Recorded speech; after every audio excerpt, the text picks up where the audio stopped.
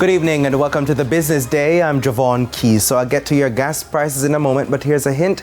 They are going up. But before that, Jamaica is looking to create a suite of climate-smart financing facilities.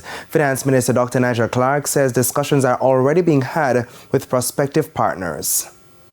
Speaking at the Jamaica Stock Exchange's 19th Annual Regional Investments Conference, Dr. Clark says the fund will focus on the blue economy, which includes sustainable projects linked to the sea. The general green economy will also be considered. To create a suite of instruments, including a blue-green facility, which will be domiciled here in Jamaica, where projects in the private sector, or I'd even dare say the public sector projects that are brought to the private sector, can have access to green or blue financing right here in Jamaica. He says these facilities are necessary as resilient developments can be costly. Because of that, to ensure that there is a return on these projects that meets the cost of capital, we need to have what is termed blended financing arrangements with other streams of capital coming in that have other motives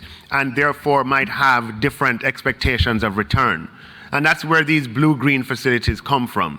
Now, some of the biggest players in this space are entities like the Green Climate Fund based in Seoul, South Korea. But small countries have always had a challenge of going through the hoops of accessing these large multilateral sources of financing. But how will it work?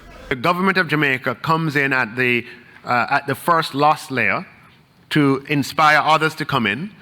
And we're working to have multilaterals like the Green Financing Facility and others, as well as bilaterals, provide funding as well in a way that the government can lever its contribution several-fold.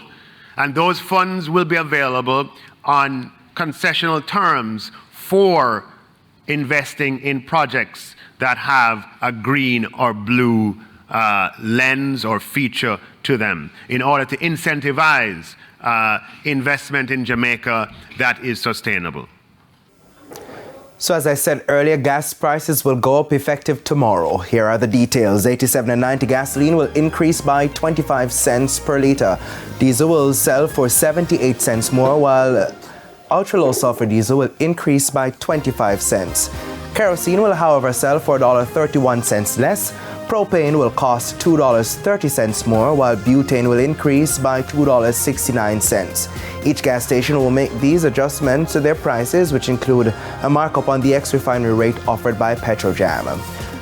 And from the gas prices, $2 trading ended, with banks and cambios selling the US dollar for an average $156.87. The Canadian is going for $114.70. The pound is selling for $197.80, while the euro is trading for $172.48.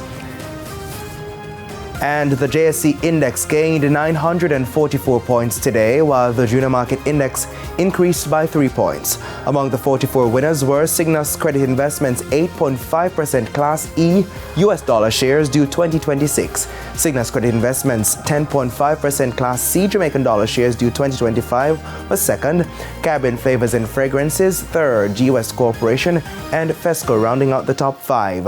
Now the 39 losers were led by ISP Finance Services, JMB Group 8.5% US dollar shares, Jetcon Corporation, Mayberry Group and Elite Diagnostic.